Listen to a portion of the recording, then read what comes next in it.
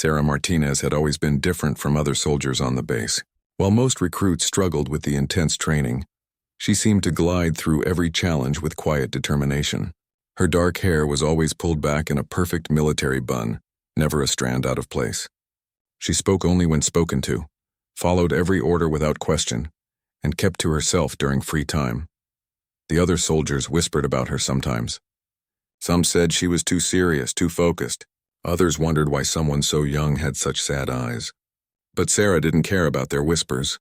She had her reasons for being here, reasons she kept locked away in her heart. General Morrison was known throughout the base as a tough but fair leader. He had served for over 20 years and had seen thousands of soldiers come and go. He prided himself on being able to read people, to understand what made them tick. But Sarah Martinez puzzled him. There was something about her that didn't quite fit the usual pattern of new recruits. During training exercises, Sarah performed well, but she never seemed to push herself to excel. It was as if she was holding back, keeping something in reserve. When other soldiers celebrated small victories, she remained quiet. When they complained about the harsh conditions, she said nothing. This behavior caught the general's attention, and not in a good way. The incident happened on a Tuesday morning during routine inspection. The soldiers stood at attention in their barracks while General Morrison walked down the line, checking uniforms, beds, and personal areas. Everything had been going smoothly until he reached Sarah's bunk. Her bed was made perfectly, her uniform was spotless, but something caught his eye. On her small bedside table sat a worn photograph, partially hidden behind her water bottle. Military regulations were clear about personal items during inspection, and the general had a reputation for following rules to the letter. He reached for the photograph, but as he did, Sarah instinctively moved to stop him. The movement was small, barely noticeable, but it was enough. In that split second, something shifted in the general's expression. His jaw tightened and his eyes grew cold. The other soldiers in the barracks could feel the tension building like electricity in the air before a storm. Without warning, General Morrison's hand shot out and grabbed Sarah's hair tie, yanking it hard enough to pull her head back. Her long dark hair tumbled down around her shoulders as the elastic snapped. The sound echoed through the silent barracks like a gunshot. Sarah's eyes filled with tears, but she didn't make a sound. She stood perfectly still, her hair now falling freely around her face, as the general stared at her with an expression that mixed anger with something else, something darker. The other soldiers watched in shocked silence, none of them daring to move or speak. The photograph lay on the floor where it had fallen during the confrontation. From where the other soldiers stood, they could see it was a picture of a little girl with pigtails smiling brightly at the camera. The image seemed so innocent, so out of place in the harsh military environment. General Morrison looked down at the photograph, then back at Sarah. For a moment, something flickered across his face, but it was gone so quickly that most people missed it. He bent down and picked up the photo, studying it carefully while Sarah remained frozen in place, her hair still disheveled from his rough treatment. The silence in the barracks stretched on for what felt like hours, but was probably only minutes.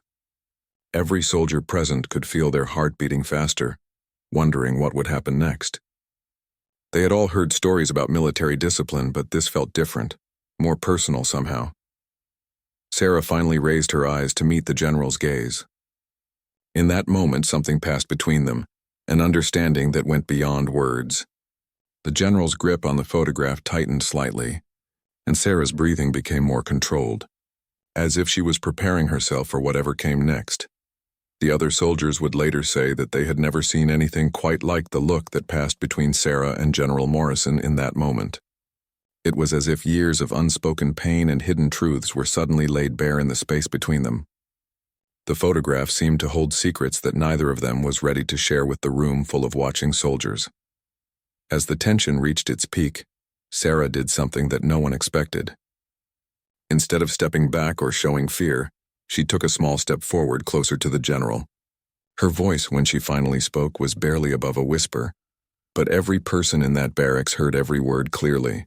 What she said next would change everything, not just for her and the general, but for everyone who witnessed this moment. "That's my daughter, Emma," Sarah said quietly, her voice steady despite the tears that threatened to fall. "She died 3 years ago in a car accident. I carry her picture everywhere because it's all I have left of her.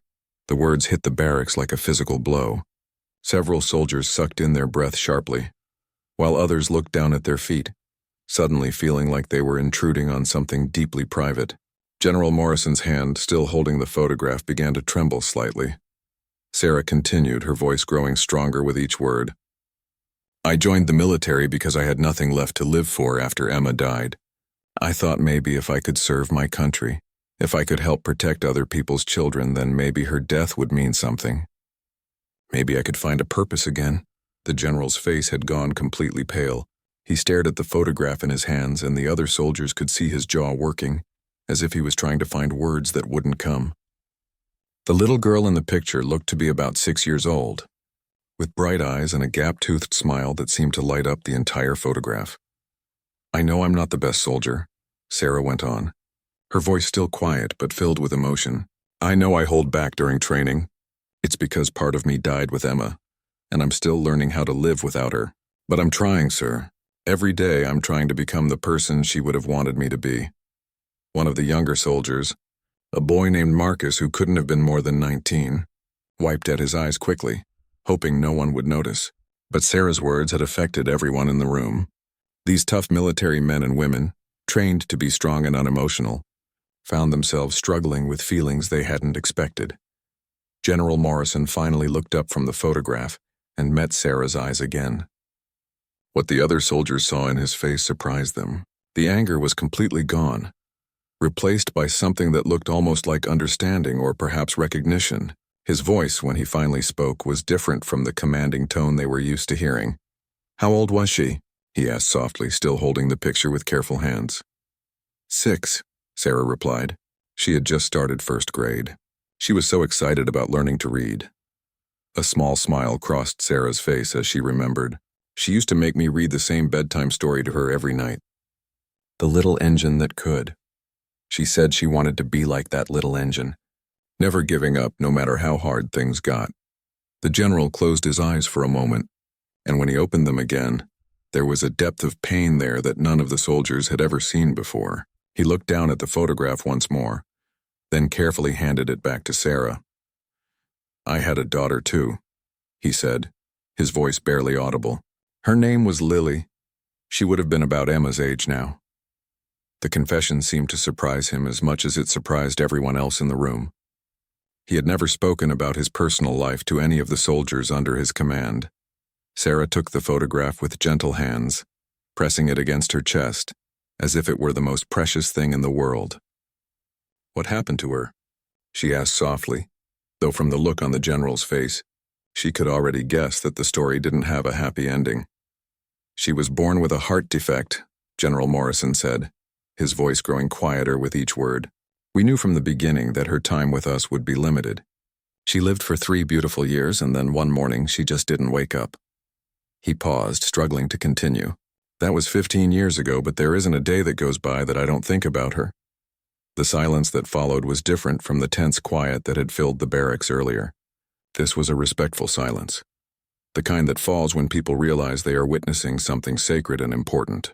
The other soldiers stood perfectly still, understanding that they were seeing their commanding officer in a way that few people ever had. Sarah looked at the general with new eyes. Suddenly, his strict adherence to rules and his seemingly harsh treatment of soldiers made more sense. He was a man who had lost the most important thing in his life, and he had built walls around himself to protect what was left of his heart. I'm sorry for your loss, sir, Sarah said simply.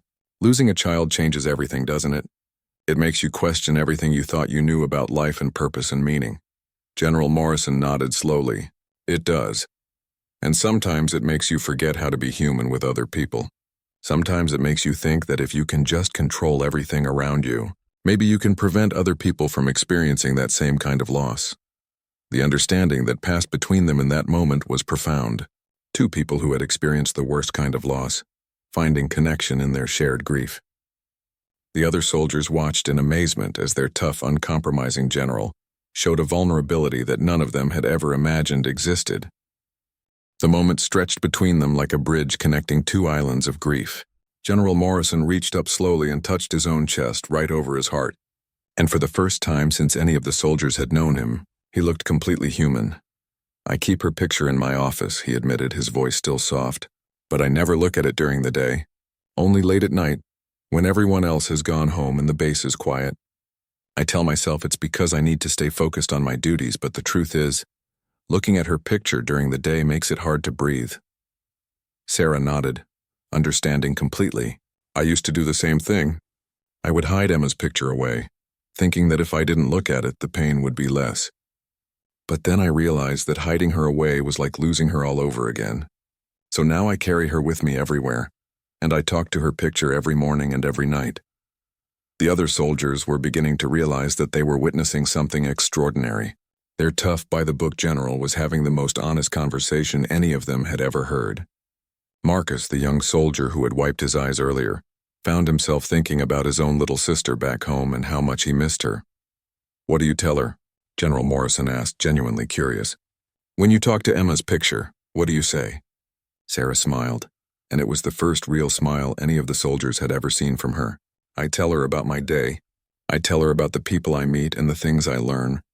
I tell her that I'm trying to be brave, like the little engine in her favorite story.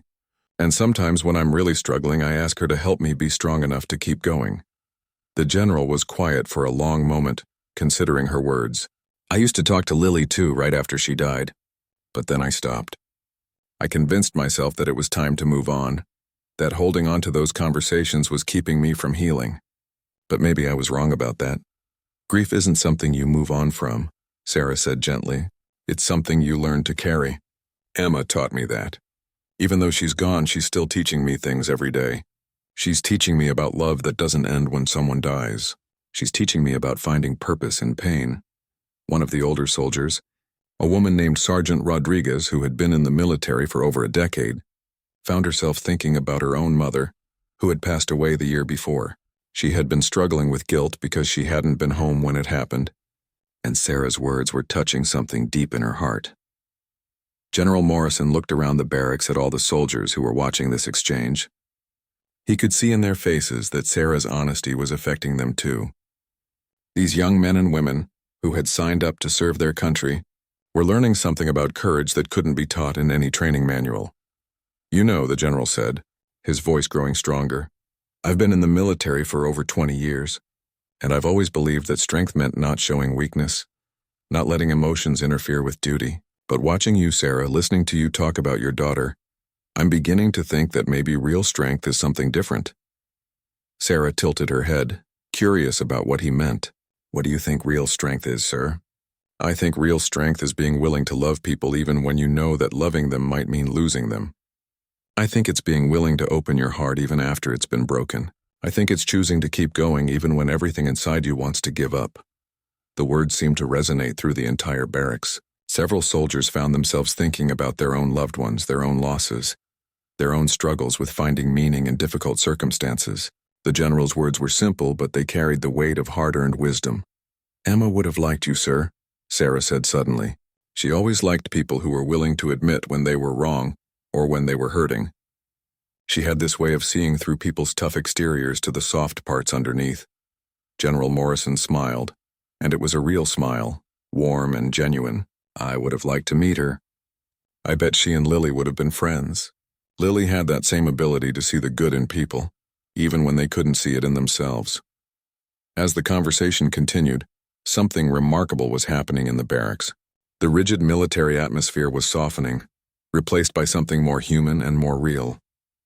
The soldiers were seeing their commanding officer not as an untouchable authority figure, but as a person who had suffered and struggled just like they had. Sarah looked down at Emma's picture again, then back up at the general. "Thank you for sharing Lily with me, sir. It means more than you know to talk to someone who understands what this kind of loss feels like." "Thank you for reminding me that she's still worth talking about," General Morrison replied. "I've spent so many years trying to be the perfect soldier that I forgot how to be a father who misses his daughter." The transformation happening in that barracks was almost magical. Walls were coming down, hearts were opening up, and people were connecting in ways that went far beyond military rank and protocol.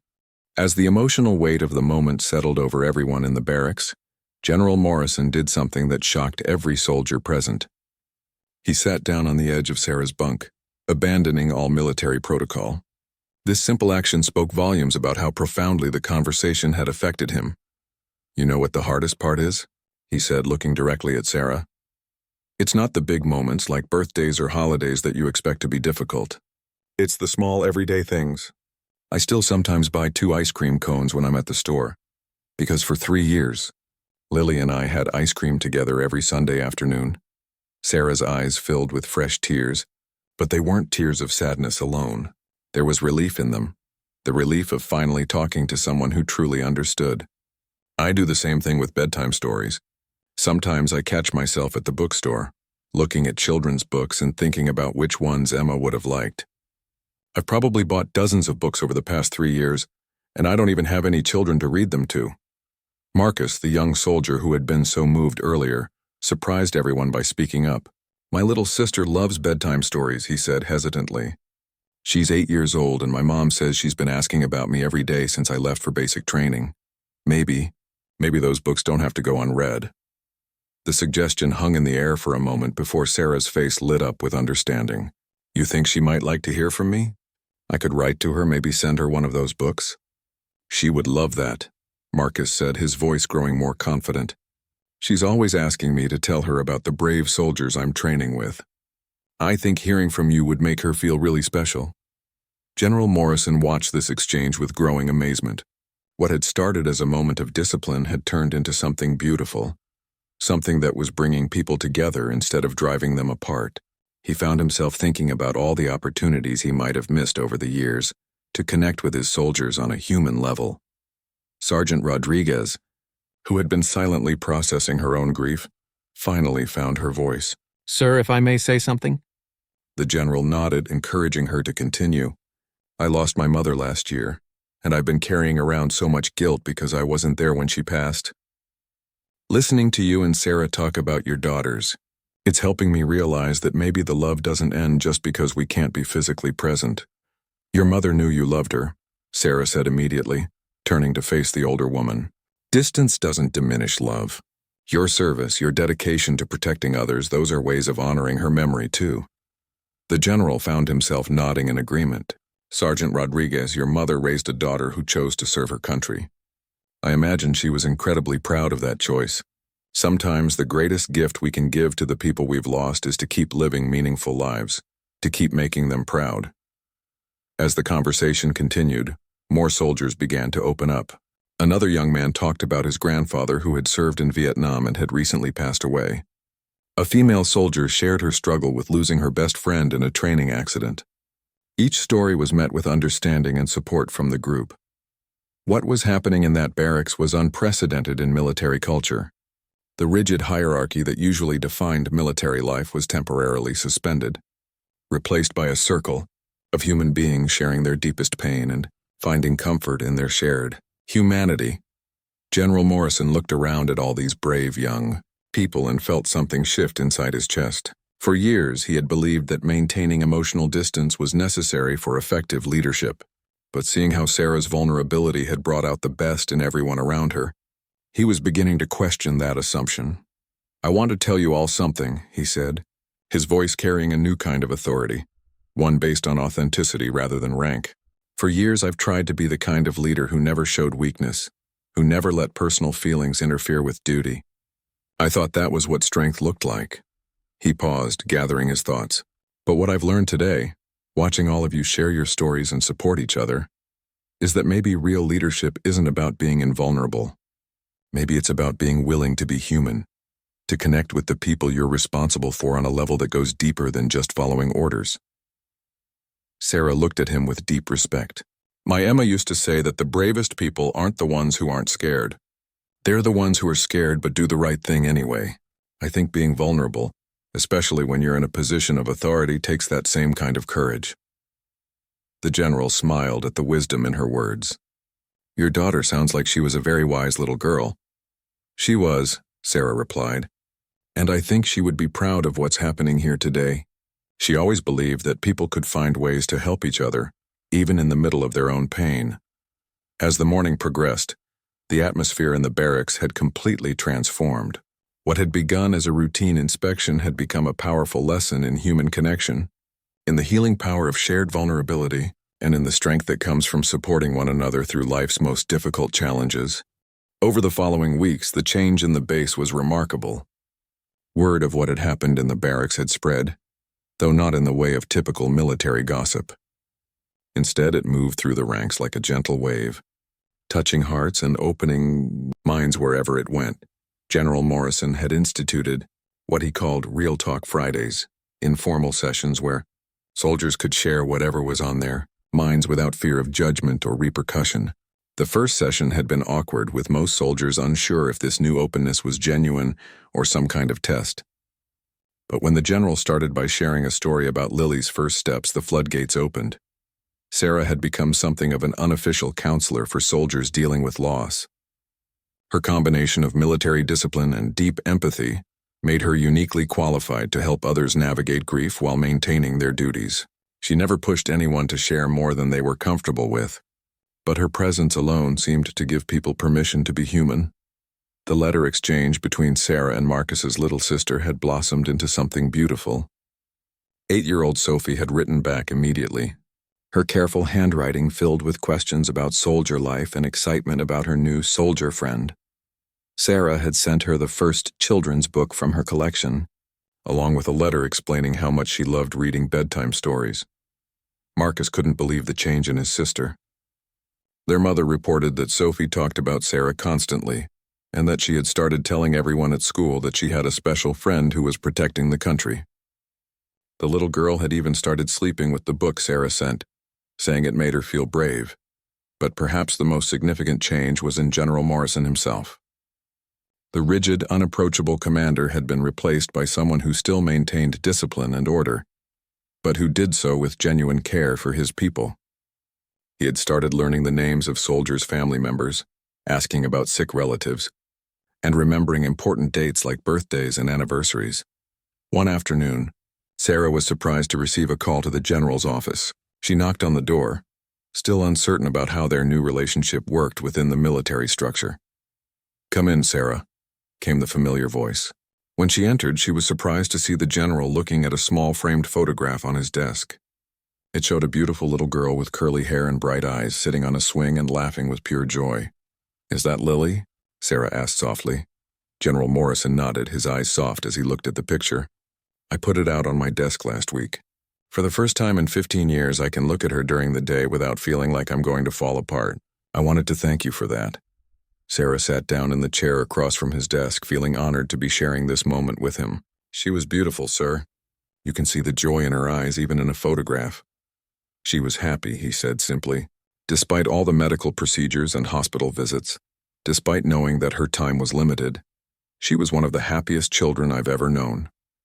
"She taught me more about courage in her 3 years than I learned in my first 20 years of military service." "That's the thing about children," Sarah replied. "They have this amazing ability to find joy in the present moment, even when the future is uncertain." Emma was the same way. Even during her last few months when the treatments were making her sick, she would still get excited about small things like butterflies or ice cream or a new crayon color. The general leaned back in his chair, a thoughtful expression on his face. "I've been thinking a lot about legacy lately, about what kind of mark we leave on the world when we're gone. I used to think that my legacy would be measured in promotions and commendations, in the number of successful missions I completed." "What do you think now?" Sarah asked. "Now I think maybe our real legacy is in how we touch other people's lives. Lily's legacy isn't in anything she accomplished in her 3 years. It's in how she changed me, how her love made me a better person. And even though she's gone, that legacy continues every time I choose to lead with compassion instead of just authority." Sarah felt tears pricking at her eyes. Emma's legacy is similar. "She taught me that love doesn't end when someone dies, it just changes form. Now her love shows up in how I try to help other people who are hurting. It shows up in the kindness I try to show to Marcus's sister, in the way I listen when other soldiers need to talk." "You know," the general said, "I've been thinking about starting a support group here on base, for soldiers dealing with loss of any kind. Not just death, but divorce, estrangement from family, loss of friends.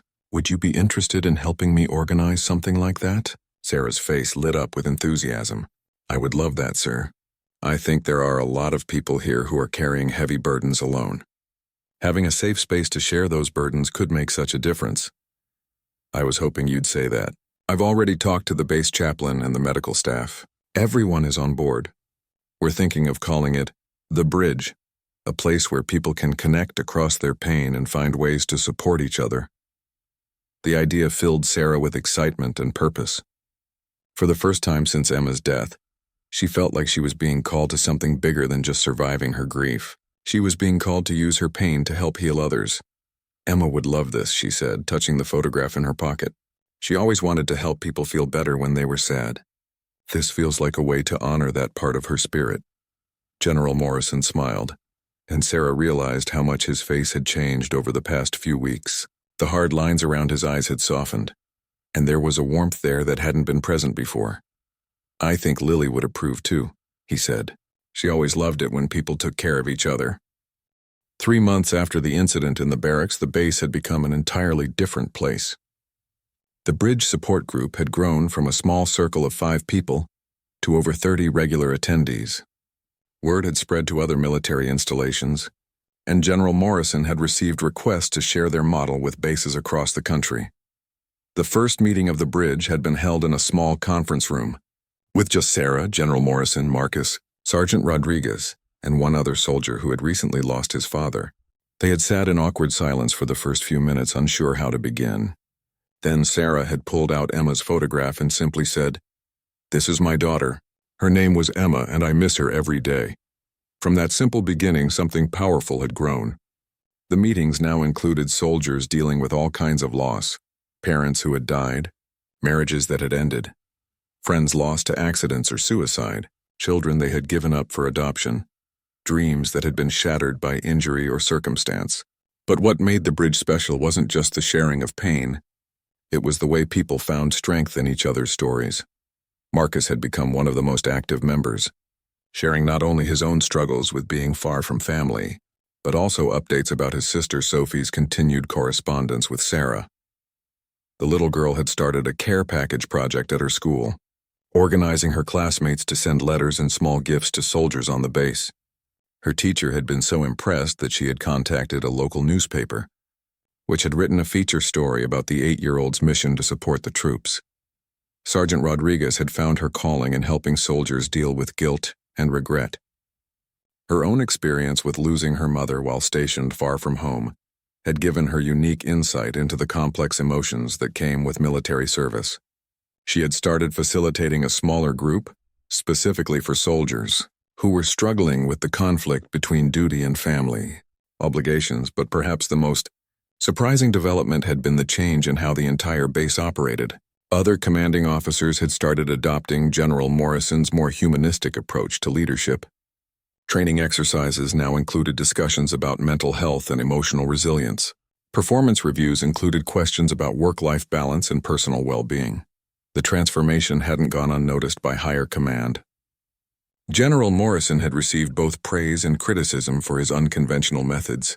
Some superior officers worried that too much focus on emotions would make soldiers soft, less prepared for the harsh realities of combat. But the results spoke for themselves.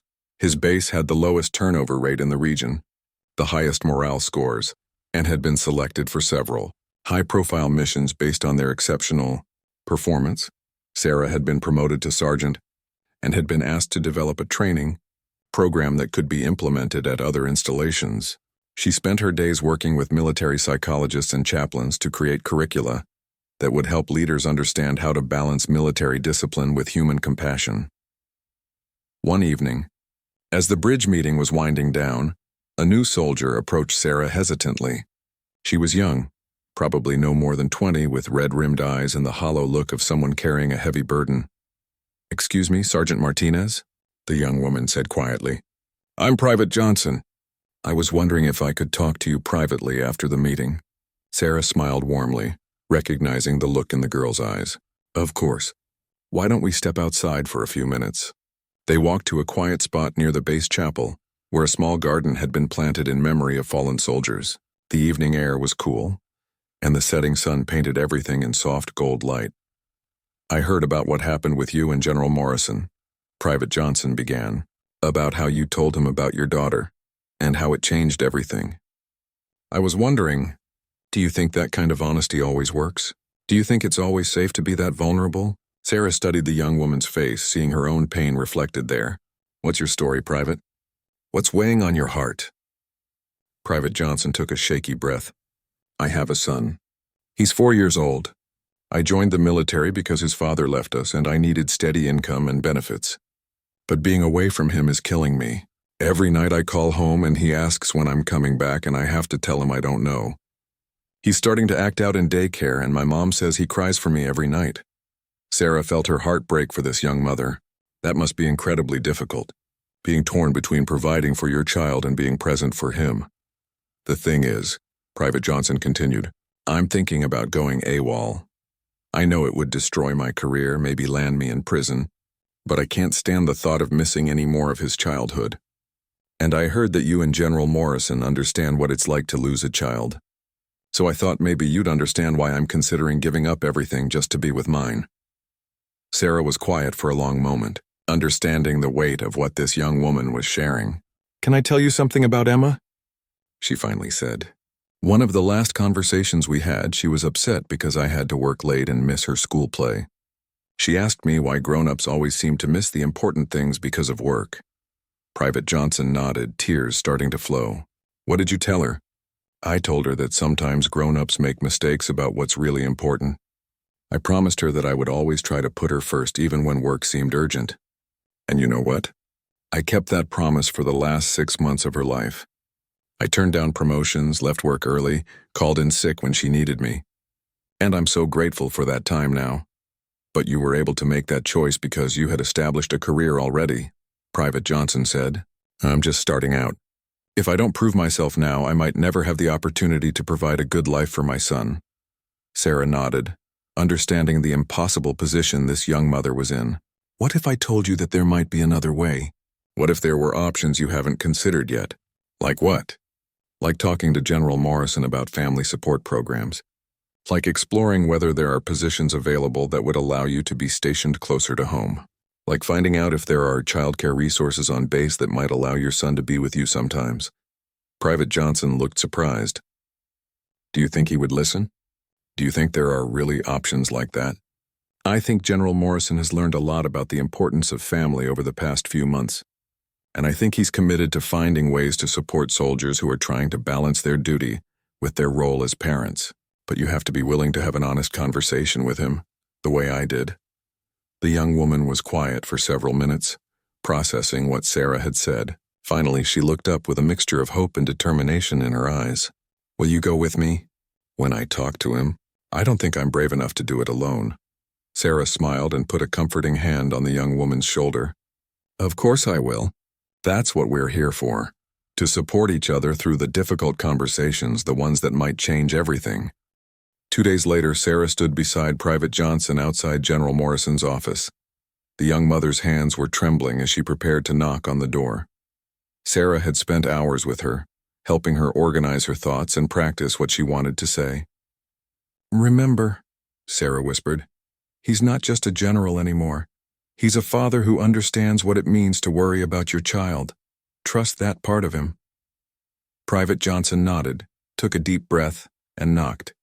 When they heard the familiar, "Come in," both women entered the office where this whole transformation had begun months earlier. General Morrison looked up from his paperwork, and Sarah noticed that Lily's photograph was now prominently displayed on his desk, along with what appeared to be a new addition, a small drawing that looked like it had been made by a child. "Sergeant Martinez, Private Johnson," he said, gesturing for them to sit. "What can I do for you today?" Sarah noticed the young private's nervousness and decided to start the conversation. "Sir, Private Johnson has something important to share with you. It's about the kind of situation we've been talking about in the bridge, where military duty and family responsibilities seem to be in conflict." The general's expression immediately shifted to one of concern and attention. Over the past months, he had learned to recognize when one of his soldiers was in crisis, and he could see it clearly in Private Johnson's face. "Please, Private, tell me what's going on," he said gently. Private Johnson's voice was shaky at first, but as she began to tell her story about her 4-year-old son, and her struggle to balance being a good mother with being a good soldier, her words grew stronger. She talked about the guilt she felt every time her son cried on their phone calls, about her fears that she was missing the most important years of his childhood, and about her desperation to find a solution that wouldn't require her to choose between her child and her career. General Morrison listened without interruption, his face showing the deep empathy that had become his trademark since the incident with Sarah. When Private Johnson finished speaking, he was quiet for a long moment. "How old did you say your son is?" he asked finally. "4, sir. He'll be starting kindergarten next year." The general's eyes moved to Lily's photograph, and Sarah could see him thinking about all the milestones he had missed with his own daughter, all the moments that had been cut short by her illness. "Private Johnson," he said, his voice filled with determination. "No parent should have to choose between serving their country and being present for their child's childhood. Let me make some calls." Over the next hour, General Morrison worked the phones like a man on a mission. He called contacts at family support services, spoke with officials about base housing policies, and reached out to other commanding officers about possible transfers. Sarah and Private Johnson sat in amazed silence as they watched him advocate fiercely for this young mother he barely knew. Finally, he hung up the phone and turned to them with a smile. "Private Johnson, how would you feel about a transfer to Fort Meadows? It's only about 2 hours from your hometown, and they have excellent on-base childcare facilities. Your son could live with you during the week and visit his grandmother on weekends." Private Johnson's eyes filled with tears of relief and gratitude. "Sir, that would be. I can't even express how much that would mean to me. But is it really possible? I'm still so new. I haven't proven myself yet."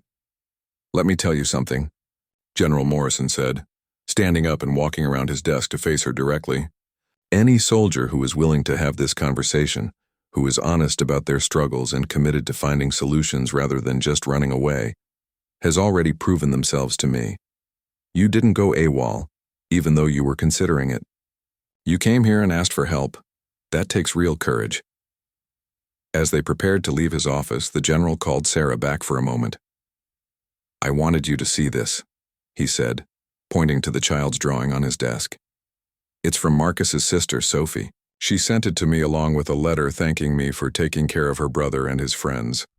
Sarah looked at the colorful drawing, which showed stick figures in military uniforms standing in a circle around a heart. At the bottom, in careful, crayon letters, Sophie had written, "Thank you for helping soldiers have feelings. That little girl understands something that took me 20 years to learn," General Morrison said softly. "She understands that strength and emotion aren't opposites. They're partners." 3 weeks later, the base gathered for a special ceremony. Private Johnson was being transferred to Fort Meadows, but before she left, General Morrison wanted to recognize her publicly for her courage in asking for help. As she stood before her fellow soldiers, holding a commendation for exceptional, personal integrity, she shared her story with the entire unit. "6 months ago," she said, "I thought being a good soldier meant keeping my personal struggles to myself. I thought asking for help was a sign of weakness. But this base has taught me that real strength comes from being willing to be vulnerable, from trusting your fellow soldiers and your commanding officers to support you when you need it most." The applause that followed was thunderous, but what moved Sarah most was seeing the faces in the crowd. She could see soldiers who were dealing with their own hidden struggles, and she could see in their expressions that Private Johnson's story was giving them hope. After the ceremony, as Sarah was walking back to her barracks, she felt her phone buzz with a text message. It was from Marcus's sister Sophie. "Miss Sarah, I'm reading the new book you sent me to my baby cousin. She loves it too. Thank you for teaching me that stories can help people feel better." Sarah smiled and looked up at the sky, feeling Emma's presence as strongly as if her daughter were standing right beside her. The pain of losing her would never completely go away, but it had transformed into something powerful and healing. Emma's love was still changing the world, one story, one conversation, one act of compassion at a time. That evening, at the bridge meeting, General Morrison stood up to address the group. "I want to thank all of you," he said, "for teaching me that leadership isn't about being the strongest person in the room. It's about creating a space where everyone can be strong together. It's about turning our individual pain into collective healing. He looked directly at Sarah as he continued. One act of courage, one moment of vulnerability, can change everything, not just for one person, but for an entire community. You've all taught me that the most powerful force in the world isn't military might or authority. It's love that refuses to be defeated by loss. As the meeting ended and people began to leave, Sarah remained in her seat for a moment, holding Emma's photograph. "We did it, baby girl," she whispered. "We found a way to turn our sadness into something beautiful." The base that had once been ruled by rigid protocol and emotional distance had become a place where people could be fully human, strong and vulnerable, professional and caring, disciplined and compassionate. It was a place where love lived on, even after loss, and where healing happened not in isolation but in community. The story that had begun with a general yanking a soldier's hair had become a story about the transformative power of shared grief, the courage required for authentic leadership, and the beautiful truth that sometimes our deepest wounds can become our greatest gifts to the world.